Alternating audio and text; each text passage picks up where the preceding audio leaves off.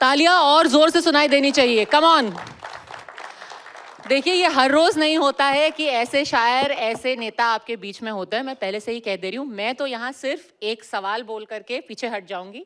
यहाँ मंच का संचालन भी ज्यादातर इमरान प्रतापगढ़ी साहब ही करने वाले हैं।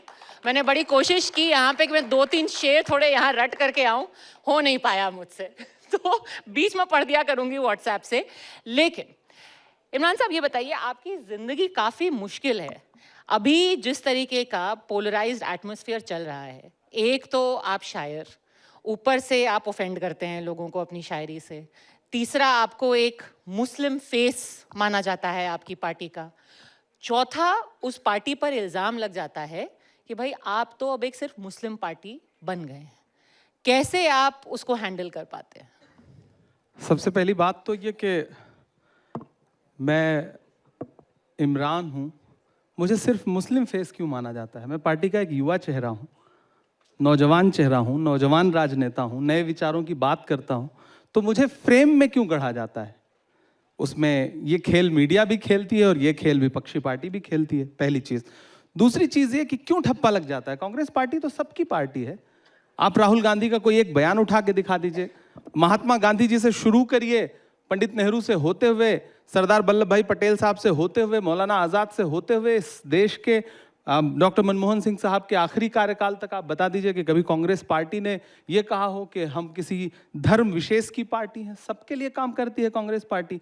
तो जो इल्ज़ाम लगा करके राजनीतिक फायदा भारतीय जनता पार्टी उठाना चाहती है, उस खेल में मीडिया क्यों फंसता है? मुझे लगता है मीडिया को तो क्लियरिटी लानी चाहिए, मीडिया को तो खुल के बताना चाहिए कि भारतीय जनता पार्टी का प्रोपेगेंडा है ये। फायदा तो कांग्रेस भी उठाती है ना, तो शाहीन बाग में ही आपको सामने क्यों करती है? कुंभ में तो वो आपका चेहरा सामने नहीं लाती। नहीं, कब हमको कांग्रेस पार्टी ने कब आगे किया शाहीन बाग में? नहीं, जब भी कोई ऐसे मुद्दे होते हैं, वक्फ के मुद्दे होते हैं, दरअसल, शाहीन बाग के अब यही आंदोलन में पद्मजा जी आप सबसे मुखर आवाज थे। यहाँ देखिए, यहाँ होता क्या है ना, आपकी पार्टी नहीं करती है, मीडिया ढूंढती है।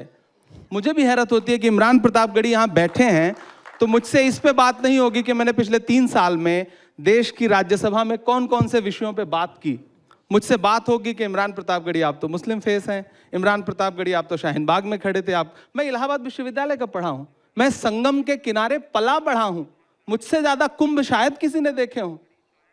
तो मैं तो इलाहाबाद की मिट्टी का हूं, मैंने कुंभ को बसते हुए देखा है, उस मेले को।